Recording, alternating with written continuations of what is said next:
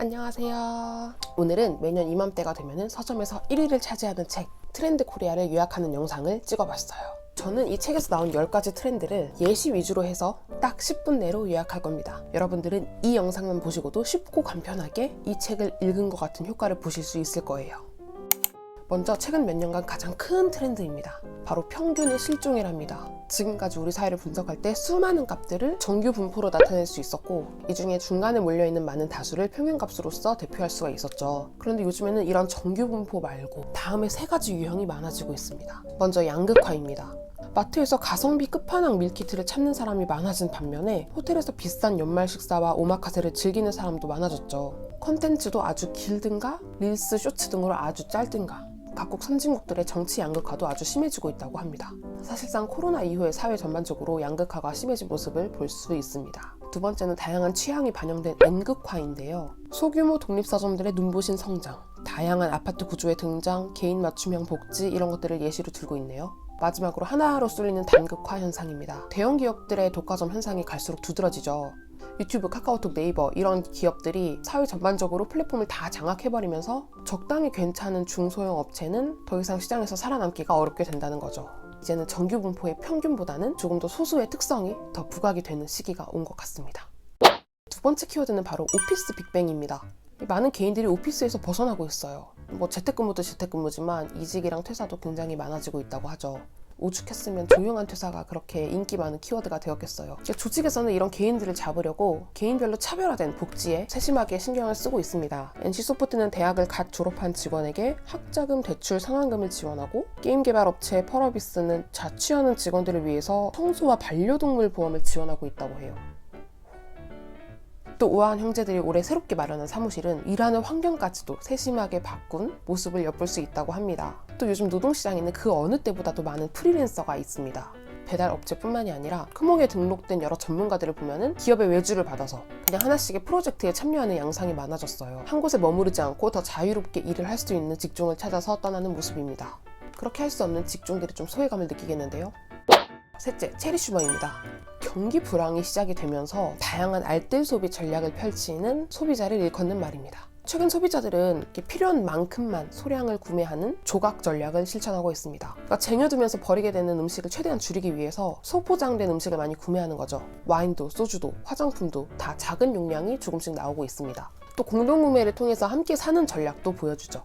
이를 반영해서 당근마켓에서는 동네 이웃들이 모여서 같이 사고 나누는 같이 사요 서비스가 생겼습니다. 그리고 넷플릭스 같은 OTT 서비스도 4명 모아서 구독하시는 거 많으시죠? 그런 구독 서비스도 이제는 필요할 때 구독했다가 잠시 안 볼 때는 구독을 중단하는 말랑 전략을 구사하고 있습니다.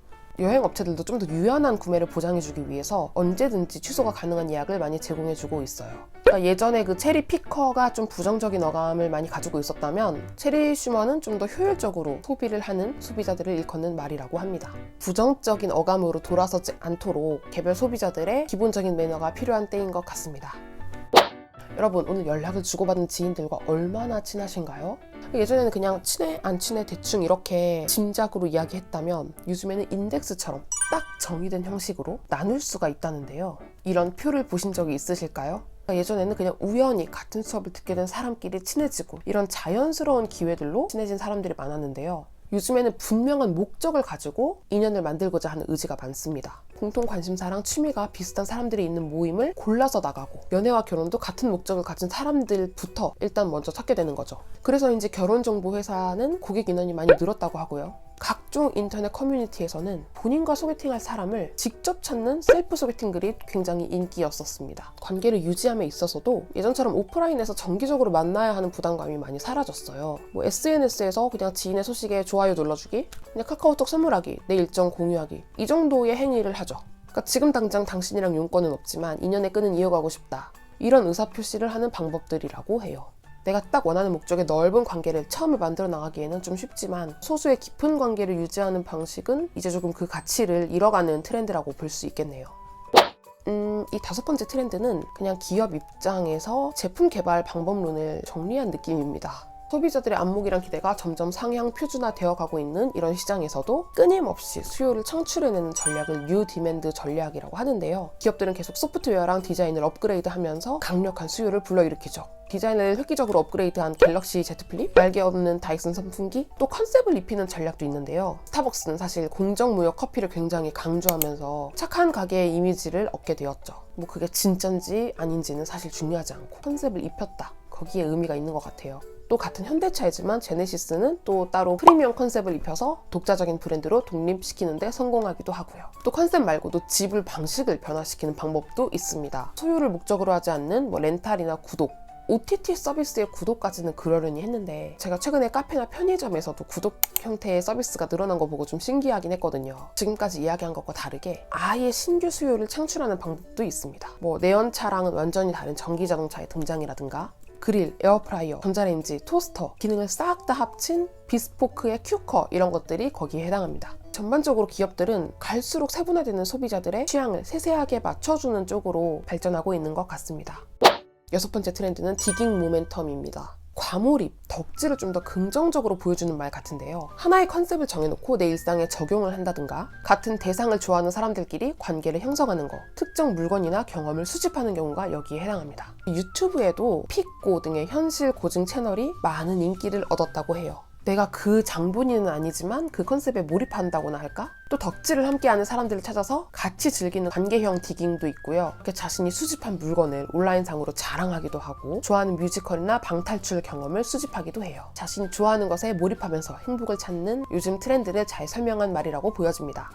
7번째, 알파 세대입니다. 알파 세대는 지금 초등학교 6학년보다 좀 더 어린 세대들을 이야기하는데요. 이들의 특징을 한번 나열해 볼게요. 유튜브나 인스타그램보다 더 인기 있는 틱톡, 태블릿 PC로 학습지를 풀고 코딩 교육을 자연스럽게 받음, 어릴 때부터 받은 투자와 경제 교육, 줌으로 화면 공유하면서 친구와 시간 보내기, 다이소에서 쇼핑하고, 인생 4컷 찍고, 마라탕 먹고, 버블티 먹으며 놀기.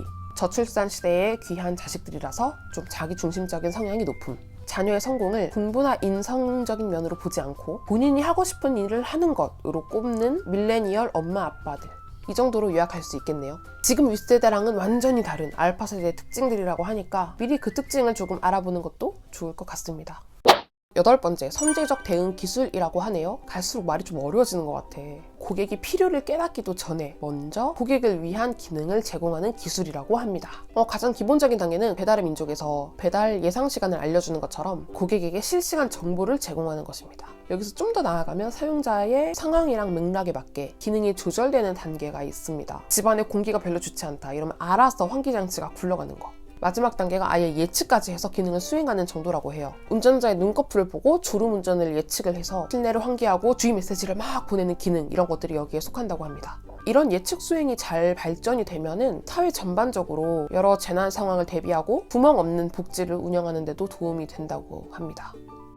9번째, 공간력입니다. 아무리 온라인과 메타버스가 치고 올라오는 세상이라지만 실제 현실에서의 공간력은 따라올 수가 없는데요. 큰 복합 쇼핑센터는 단순히 쇼핑을 하러 오는 것 이상으로 많은 경험을 하기 위해서 고객들이 찾는 공간이죠. 좀 더 힙한 곳들은 오프라인 공간과 온라인 가상 공간을 연계해서 복합적으로 운영하고 있는데요. 판교 현대백화점은 가상 공간에서 둘러보면서 쇼핑을 하고 온라인상으로 매장 직원이랑 상담을 하고 그 연결된 페이지에서 바로 상품을 구매할 수가 있다고 합니다. 세상에 즐기고 시도해볼 건 참 많네요.